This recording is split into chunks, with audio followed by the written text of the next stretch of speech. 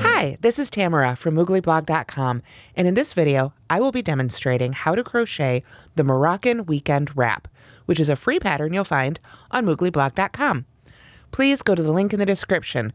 There you will find both right and left-handed video tutorials, and if you scroll down a bit from there, you'll see a link to the written pattern, as well as links to all the supplies you need and the other video tutorials that I'll mention here today. To make this pattern, I used Peyton's Alpaca Blend. There are two sizes for this pattern. The smaller size, which is more of a missus size, fitting extra small to large in women's, that would use 3 balls each of both colors, whatever colors you want to use. I used black cherry and birch. If you want to make the larger size, which should fit extra large to 5X, you would need 6 balls of each of these.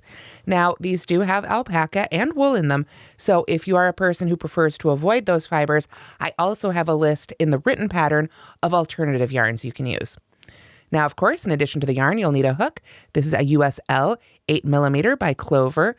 You can, of course, use the one that gets you the gauge. You should also have some stitch markers. These are again by Clover, as well as a yarn needle and some scissors. Let's go ahead and take a look at the finished Moroccan weekend wrap. Here it is, modeled on our daughter, who wears a size medium. You can see there are several great ways to wear this wrap. It's sort of a poncho style made with a very simple rectangle and a great bit of that Moroccan tile stitch detailing. So let's go ahead and get started with our pattern. Now I do want to encourage you before we begin to print out the written pattern. Again, there's a link in the description that has a link to the videos with a link to the written pattern there, or if you're on Roku or somewhere where you can't get to the description, please go to mooglyblog.com and use the search bar on the right or at the bottom of the page to look for the Moroccan weekend wrap. There are, again, 2 sizes, so you'll want to be able to make sure that you're following the instructions for your size. Now, to begin the first half of the Moroccan weekend wrap, we're going to start with our first color. For me, that's our black cherry color. And we are going to foundation single crochet 56 for the smaller size or 80 for the larger size. Now, I have also included custom sizing instructions with the stitch multiple, so you can make a custom size of this all the way down to for a little one if you wanted to. So I'm going to start with a swatch size of 11. So to make the foundation single crochet, I do have a separate tutorial for it, linked at the link in the description, but I will just do it relatively quickly here for you.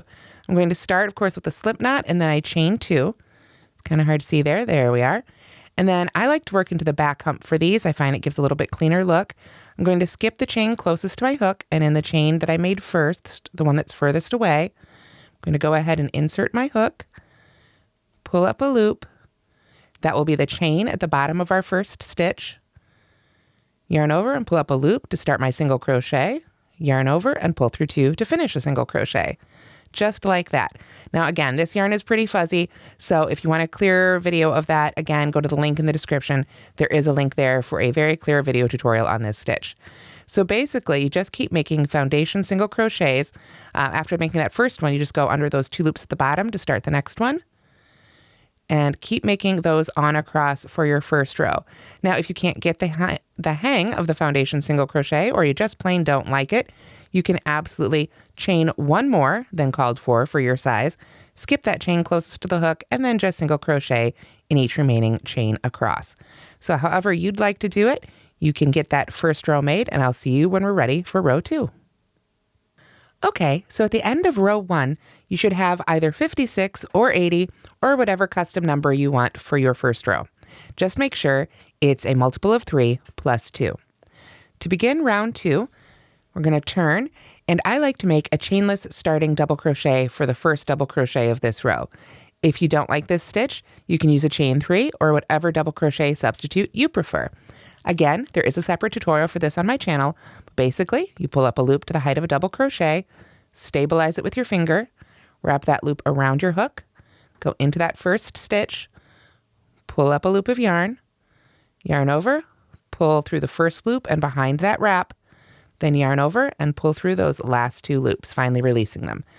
So again, if you want to see a clearer video tutorial of that, please do go to the link in the description or look up the chainless starting double crochet. So then we're going to skip the next stitch, and then we're going to V-stitch in the next stitch. Now, V-stitch is one of those things, I've used sort of a standard one here, but it can change pattern to pattern. So if you're following another pattern, be sure to look at the notes or special stitches so that you're following the right V-stitch. For this one, it's just going to be a double crochet, chain 1, double crochet, all worked into the same stitch. So there's my double crochet and chain 1. Pull up a little bit more yarn here already. And then we double crochet right back in that same stitch again, like so. So a double crochet, chain 1, double crochet for the sake of this pattern is a V-stitch. Then we skip the next 2 stitches, 1, 2, and V-stitch in the next stitch. And that is our basic repeat across for this one. It is a V-stitch followed by skip 2 stitches. So we've got our V-stitch there, then we skip 2 stitches and V-stitch again. And you'll keep doing that all the way across for row 2 until 2 stitches remain unworked into here. So I've got a V-stitch made, and I'm making just this little swatch. So you can see I've just got 2 stitches left here, 1 and 2. So I'm going to skip the next one and just double crochet in the very last stitch. And that way it will sort of mirror what we have at the beginning there. Double crochet followed by V-stitches, ending with a double crochet. Remember, you only skip 1 at the ends here, but you skip 2 in between the V-stitches otherwise.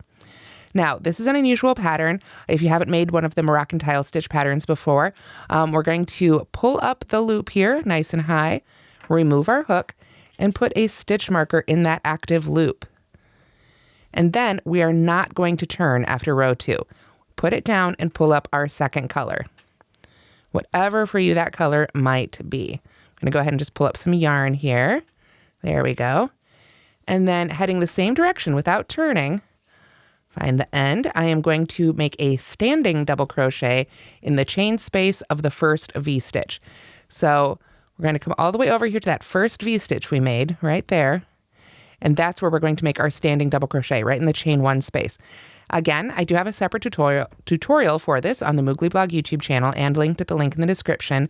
But basically, we hold onto the end of our yarn with our hook hand, yarn over twice, go into that stitch or chain space or wherever you're trying to go into for your standing double crochet. Then you can see I yarn over and pull up a loop, yarn over, pull through 2, yarn over, pull through 2. Now I like to hold onto this tail while I make the next stitch, just because that helps lock it down a little bit. So if you don't like this standing double crochet, you can just join with a slip stitch and chain 3. Again, whatever double crochet substitute you prefer. Then we are going to chain 1. And now you can see that end is sort of locked in, so I can let that drop. And then I will double crochet again right back into that same chain 1 space. And now we've got our first V-stitch for this row. Simply on this row, we're just going to V-stitch in each chain 1 space across. So I hop all the way over to that next V-stitch and put a V-stitch right in that chain 1 space, like so. Then hop on over to the next one. And you're just going to continue doing this all the way across until you get to that very last V-stitch in the previous row. Put a V-stitch in there, and then you're done. Don't worry about these double crochets on the end. We'll take care of those in a minute. So you'll have the same number of actual V-stitches in row 2 that you do in row 3. So after you've finished all those V-stitches, we're just going to pull up that loop now and put a stitch marker in there. And the reason we put the stitch markers in is so that as I'm making the other colored row, we don't accidentally pull out our stitches. Nothing worse than losing your stitches in the previous row, then you have to pull a bunch of stuff out and redo it. So those stitch markers are very important. Okay, so now we're ready to begin row 4. So to begin row 4, what we're going to do is take this stitch marker out of our A color here, we'll just call this color A, insert our hook back in that loop and pull it down here. And when you do that, you want to make sure that when you pull down on that working yarn, that the part that moves, the part of the loop that moves is in front of your hook. That way you'll always know you stuck it back in that loop in the correct direction. From there, we're going to go ahead and turn. And what I want to do is hold sort of the color B row here, the white, in back a little bit out of our way. And I'm going to make a chainless starting double crochet again in the first stitch of the same color, just working right back into that stitch there, almost as if we hadn't made that row. I'm going to go ahead and pull up my loop, yarn over, and go into that stitch. Again, if you could prefer, you can simply chain 3 or make whatever double crochet substitute you like best. Then I am going to chain 1, And now I'm going to double crochet between the first and second stitches of the same color row. So you can see this is the stitch we worked into. That was the first stitch. This was the second stitch. There's no chain space there, but I'm still going to go ahead and put a stitch in there. So I'll yarn over, stick my hook right in there, and make a double crochet. Now, they're not exactly worked in the same stitch here, but this double crochet, chain one, and double crochet will count as our first V-stitch of this row. From here, we're going to continue to work across the row by putting V-stitches between the V-stitches of the same color row and enclosing the other color. So let me sort of pull it apart here so you can see what I'm doing. I'm going to yarn over. I'm going to go between the V-stitches. Again, there's no chain space here, but we can go easily between these stitches with my hook, and I'm going to enclose that second color. So I'm just going to keep it right on top there and work right over it like so. It helps to pull that up a little bit so you don't squish them too much, and make that double crochet, and then chain one and go right back in there for the second double crochet for our V-stitch like so. And this, sort of give it a little zhuzh here, that gives us that really great dot of color. So we're going to continue doing that across. Skip right on over, go to that next space, and close that stitch right in there and make your next V-stitch. And just do that again all the way across the row here until you get to the end. When you get to the end, you should have one V-stitch of both colors left right there. We're going to hop on over those just as we did before. Now we're going to go between the second to the last and the last stitch of the row. So in between that V-stitch and the double crochet. Just go ahead and push that color B row to the back if you need to get it out of the way. Then we chain one and finish it up with a double crochet right in the top of that last double crochet. So that gives us a really nice straight edge. And again, although they aren't in the exact same space, we're going to count that final double crochet, chain one, double crochet as our last V-stitch. So you'll notice on our little swatch here, in the previous rows, we had 3 V-stitches. Now in this row, row 4, we've got 4 V-stitches. So when you make whatever size you're making, when you go from rows 3 to 4, you're going to be increasing by a V-stitch, one more V-stitch in that row, however many that may be. Okay, so after you've finished crocheting across row 4, once more, we're going to pull up our loop, put down our hook, and put in our stitch marker. And again, we don't turn. So that's a little key to help you remember. We don't turn after our color A rows, only after our color B rows. Okay, so to begin row 5, we're going to be working with our B color again. So I'm going to go ahead and take out that stitch marker and set it aside for in a few moments here when we need it again. And again, without turning, I've still got my active loop here at the end of the previous row. I'm going to go into that first V-stitch we made right into that chain one space with my hook. And then I am going to put the active loop of the B color back on my hook. Oops, see, it was on backwards. Got to watch that. There we go. Pull that on down. And then, not too tight, I'm just going to sort of loosely pull it right on up through that chain one space onto this front side of the fabric. Then I can pull that loop up nice and high and make another chainless starting double crochet right in that same chain one space. Again, you can chain 3 or whatever double crochet substitute you prefer. I'm just going to go right in that chain one space, make my chainless starting double crochet, then chain 1, and go right back in there for the second one. And now I've got my first V-stitch for this row. Then again, just like the previous time we worked with color B, we just jump to those chain 1 spaces and make V-stitches in there. So double crochet, chain 1, double crochet, go to the next chain 1 space, and do the same thing again all the way across.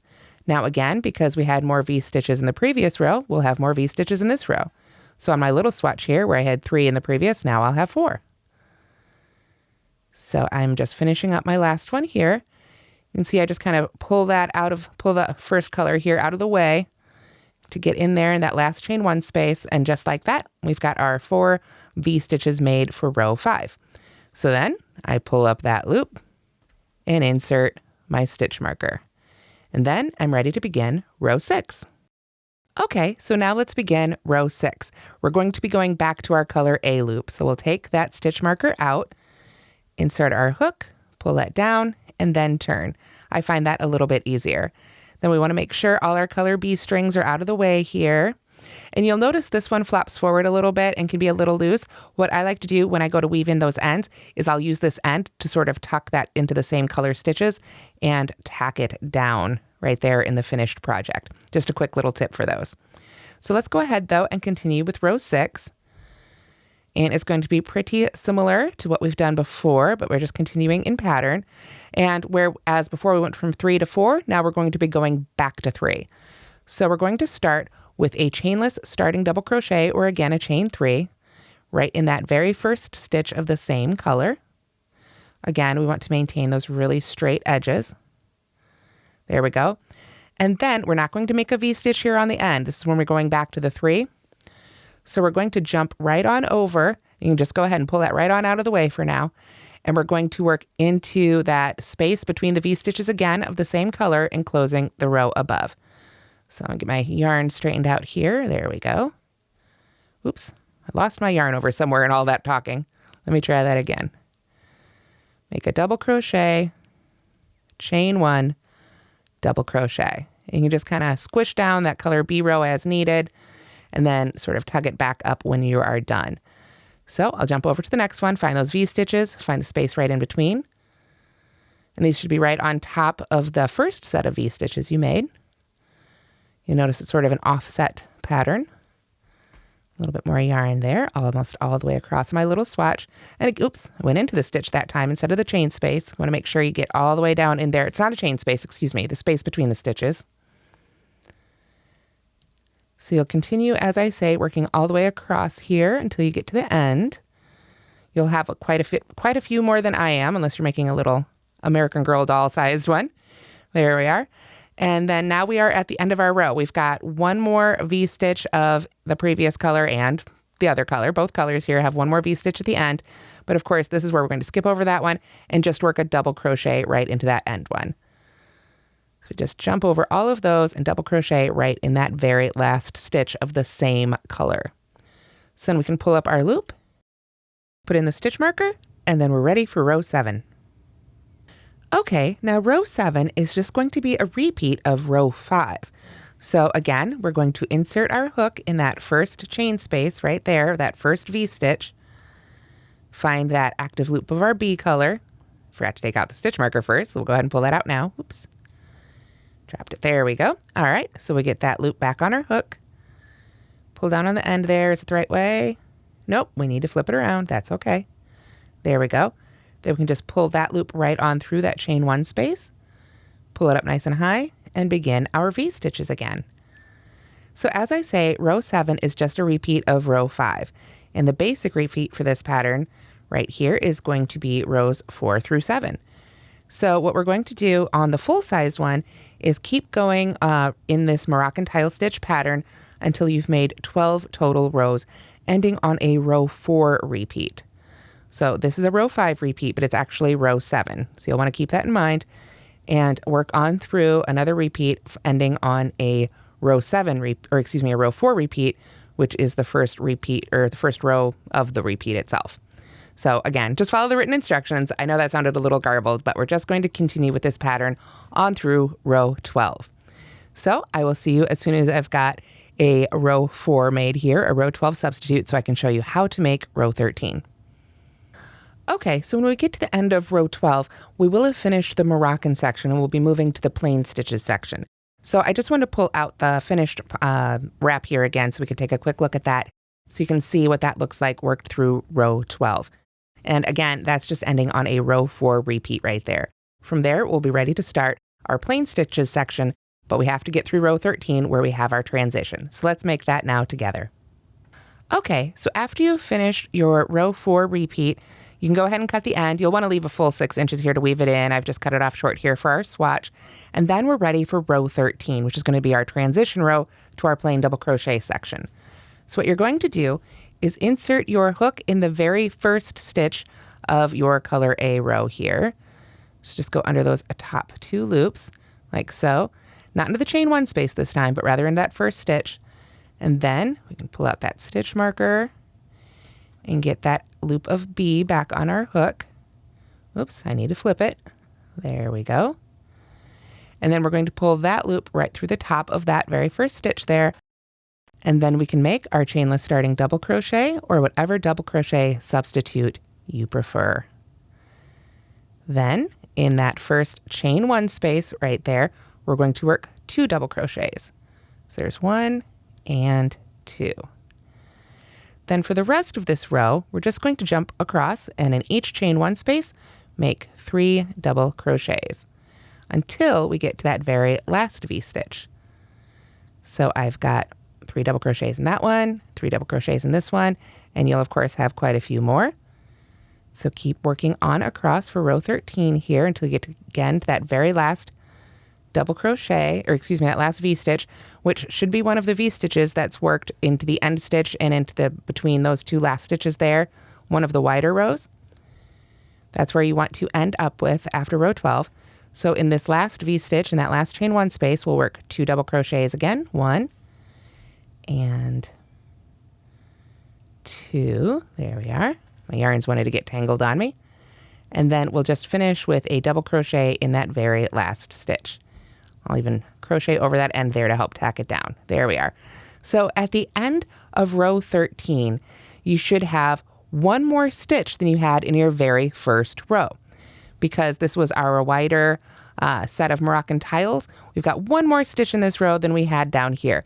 But when you block it out, just block it out so that those edges are really nice and even, and it shouldn't be any sort of issue at all. There shouldn't be any bubbling as you come to your plain sections. You should still get really straight sides.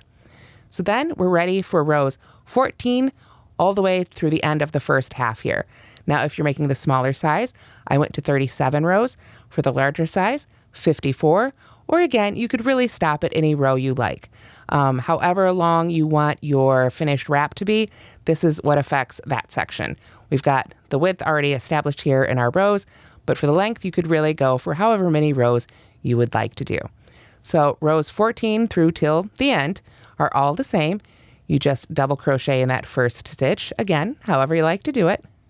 I like my chainless starting double crochet for sure. And then double crochet in each stitch across. And that's it. So you'll keep doing that until you've got your first half made. Again, for the smaller size, I went with 37 rows.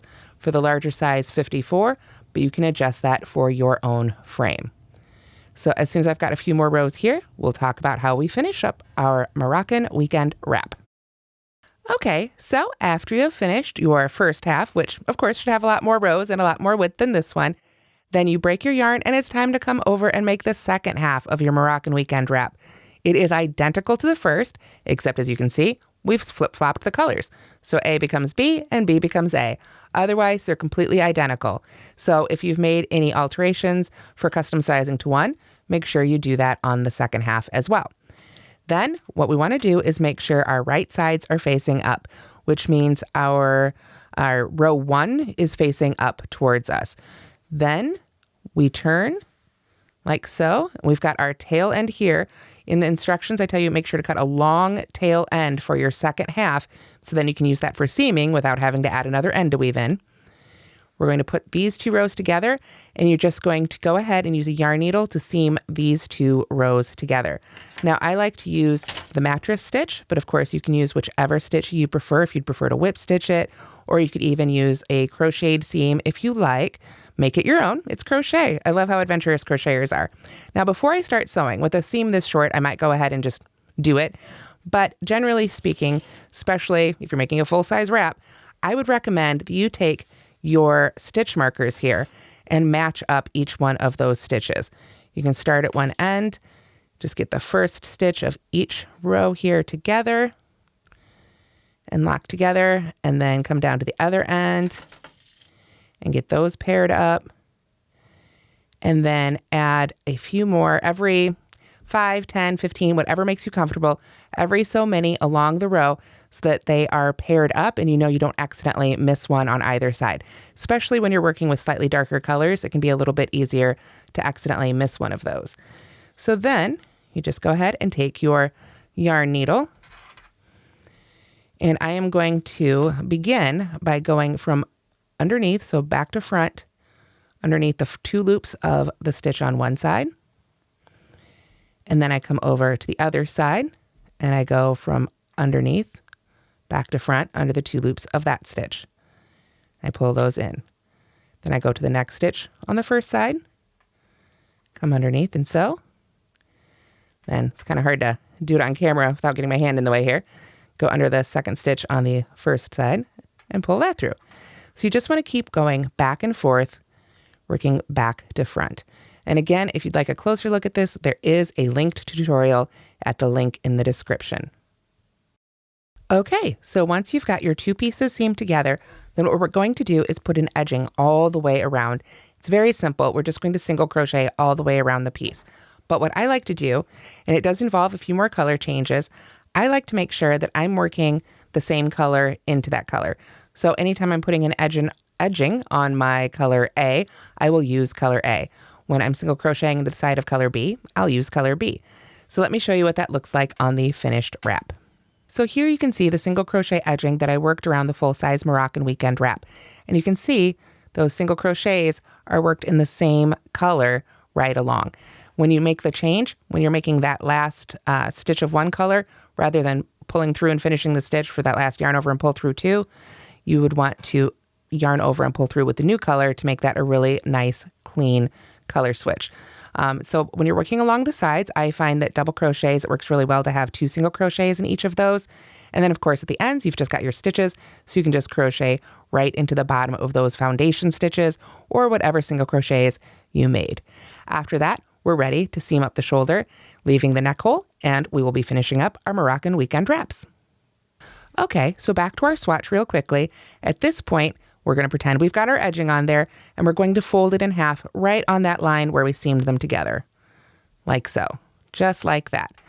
Then what we want to do, again, this is on our full-size one, we want to make sure to leave 10 inches open here for our neck. So we start seaming at this end, right here where our 2 Moroccan sections meet. We will want to sew, and it'll be a lot easier because we've got our nice edging on there, so we can just do our mattress stitch right underneath those stitches. We'll want to seam right up until there are just 10 inches across, not 10 inches all the way around, but 10 inches this way left open for our neckline. So again, I'll pull up the finished one and we can see what that looks like. So here we have the finished Moroccan weekend wrap, and you can see we've got our edging on it, and you can see the stitching right here, which I think gives it a really nice touch, where I have seamed up my shoulder, but I have left 10 inches, so it's 20 inches around, 10 inches unseamed, and this becomes the hole for your head. So this becomes the shoulder seam, and after that, all you have to do is weave in those ends, and you are ready to wear your Moroccan weekend wrap. And that's how to crochet the Moroccan weekend wrap. Thank you for watching this video. If you liked it, please give it a thumbs up, and don't forget to subscribe to the Moogly YouTube channel. It really helps us out. Again, in the link in the description, you'll find both right and left-handed video tutorials, as well as a link to the written pattern and all of the supplies you need and the other video tutorials I've mentioned here today. So please do check that out on mooglyblog.com. Have a great day, everybody.